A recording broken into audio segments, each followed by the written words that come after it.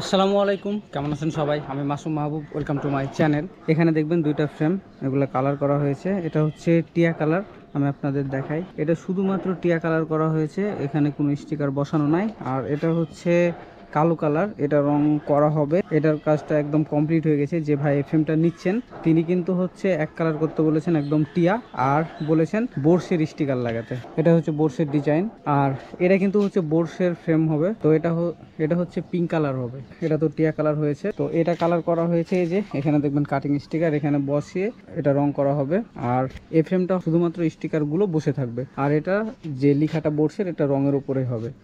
আর এখানের লেখাটা কিন্তু হচ্ছে স্টিকারের উপরে থাকবে। তো আপনারা এই স্টিকারগুলা রঙের উপরেও লাগাতে পারবেন এবং রং করার জন্য ব্যবহার করতে পারবেন। এগুলো হচ্ছে কাটিং স্টিকার, দুইটাই কিন্তু বোর্ডসের ডিজাইন হবে। এই ফ্রেমটা প্রায় 10-15 দিন আগে রং করা কমপ্লিট হয়েছে। তো আজকে আমরা এই ফ্রেমটা পাঠাবো, রংটা কমপ্লিট করা হয়ে গেছে। প্রায় মনে হয় 15-20 দিন মতো হয়ে গেছে। তো আমরা এখন যে ফ্রেমগুলো রং করার জন্য নিই, সেগুলা কমপক্ষে আমরা 20 দিন মতো সময় নিয়েই হচ্ছে কাজগুলো শুরু করি। যেমন এই ফ্রেমটা পাঠাইছে আজ থেকে 5 দিন আগে। এ ভাইকে বলা হয়েছে অন্তত 20 দিন মতো সময় দিবেন, কারণ রং করলে পরে কুরিয়ার সার্ভিসে পাঠাতে গেলে যদি তাড়াতাড়ি পাঠায় সেক্ষেত্রে রঙের প্রবলেম হয়। তো এই জন্য আমরা রংটা যেন একদম ভালো থাকে, এই জন্য আমরা সময়টা বেশি নিই। তো এখন আমি এই ফ্রেমে এই স্টিকারটা লাগাবো। তো আমি কিভাবে স্টিকারটা লাগাচ্ছি আপনারা দেখবেন। এটা হচ্ছে কাটিং স্টিকার। তো এটা লাগানোর নিয়ম হচ্ছে, উপরে একটা মাস্কিং টেপ লাগানো আছে, তো এটা সহই আপনাকে পুরো স্টিকারটা উঠায় নিতে হবে। তাহলে প্রত্যেকটা যে লেখাগুলো আছে স্টিকার একটা একটা করে এই যে চলে আসবে। তারপরে আপনারা একটু মাপ করে এটা বসায় নেবেন। তারপর উপরের যে মাস্কিং টেপটা আছে সেটা উঠিয়ে ফেলতে হবে, তাহলে স্টিকারটা নিচে একদম লেগে যাবে।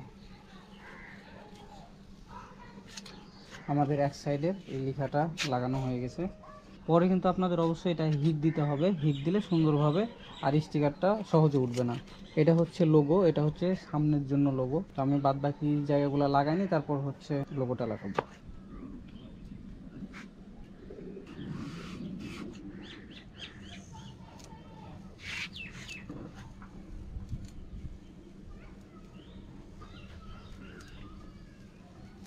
আমাদের দুই সাইডের বোর্ডস লেখাটা লাগানো হয়ে গেছে। পরে আমরা এয়ার গান দিয়ে এটাকে হিট দিয়ে নেবো। আর আপনাদের যাদের এয়ার গান নাই তারা আপনারা গ্যাস লাইট ইউজ করতে পারবেন। এখানে দুটো ডিজাইন আছে, তো এই ডিজাইনটা হচ্ছে এই জায়গা।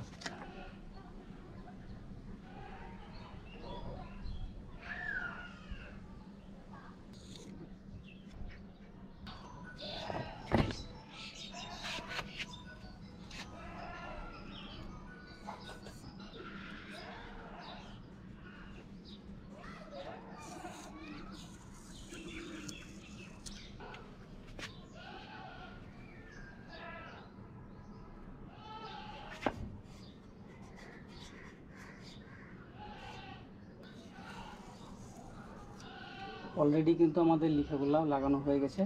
এখন বাকি আছে এই যে এটা হচ্ছে লোগো।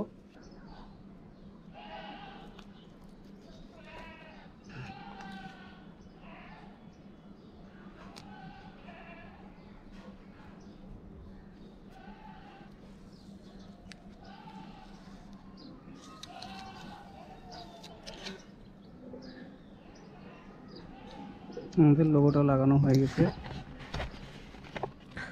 তো এখন বোর্ডসের ফ্রেমটা কেমন লাগছে আপনারা একটু দেখবেন। আমি আপনাদের কিছু সিনেমেটিক শট দেখাই।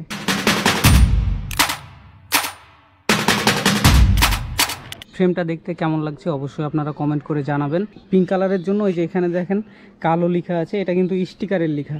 তো এখানে যে লেখাগুলো হবে সেটা কালো হবে, এজন্য আমরা কালো রংটা করেছি। আর এটার প্রাইমারি রং হিসাবে কালোটাই করা হয়েছে।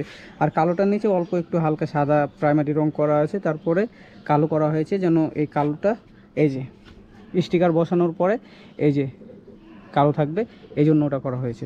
এই ডিজাইনের বেনিফিটটা হচ্ছে যে এ ভাই যদি কিছুদিন পরে মনে করে যে বোর্ডসের ডিজাইনটা বাদে অন্য কোনো ডিজাইন করে নেবে, যেমন হচ্ছে উইচকো 4X, তো তিনি কিন্তু হচ্ছে আলাদাভাবে যে কাটিং স্টিকার নিয়ে উনি যদি লাগায় দেন একদম ফ্রেমটা উইচকো 4X এর হয়ে যাবে। আর বোর্ডসের লাগাইছে এই জন্য হচ্ছে এটা এখন বোর্ডসের, মানে তিনি কিন্তু ডিজাইনটা চেঞ্জ করতে পারবেন, তিনাকে এক্সট্রা কোনো আর খরচ করা লাগবে না রং করার জন্য। তবে হচ্ছে এটা একদম পার্মানেন্ট, এটা যেটা রং করবে ওটাই থাকবে, পরে চেঞ্জ করা যাবে না। দুইটা ফ্রেমই ডার্ট বানানো হয়েছে। আর আমাদের প্রত্যেকটা ডার্ট ফ্রেম দেখবেন উপর থেকে একদম সোজা থাকবে। এটা দেখেন দুইটাই কিন্তু হচ্ছে বোর্ডসের ডিজাইন হবে, সেম এই ডিজাইনই হবে, শুধু কালারটা চেঞ্জ। এটা হচ্ছে আপনার পিঙ্ক কালার হবে।